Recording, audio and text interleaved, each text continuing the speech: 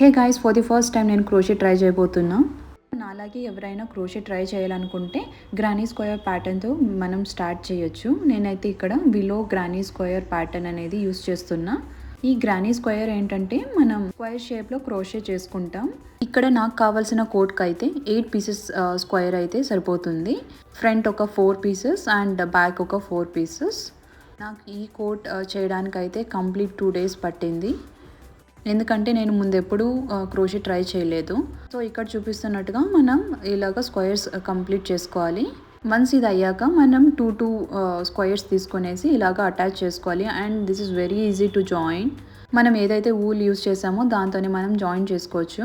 ఇది కూడా మనకు ఒక డిజైన్ లాగా అయిపోతుంది, మనకు అది జాయిన్ చేసినట్టు కనిపించదు. అండ్ ఇలాగా అన్ని పీసెస్ని మనం ఇలా జాయిన్ చేసుకోవాలి. అండ్ ఫైనల్గా అయితే మనకి ఇలా తయారవుతుంది. సో ఇప్పుడు మనం షోల్డర్ పార్ట్ మనం క్రోషే చేసుకోవాలి. ఇవి రెండు జాయిన్ చేయాలి కదా. మనం షోల్డర్ పార్ట్ వచ్చి డబుల్ క్రోషే అంటారు. దాంతో మనం ఈజీగా క్రోషే చేసుకునేసి ఇవి రెండింటిని కూడా జాయిన్ చేసుకునేయాలి. సో ఈ కోట్ వేసుకోవడానికి నేను ఇక్కడైతే కార్డ్స్ క్రోషే చేసుకున్నాను.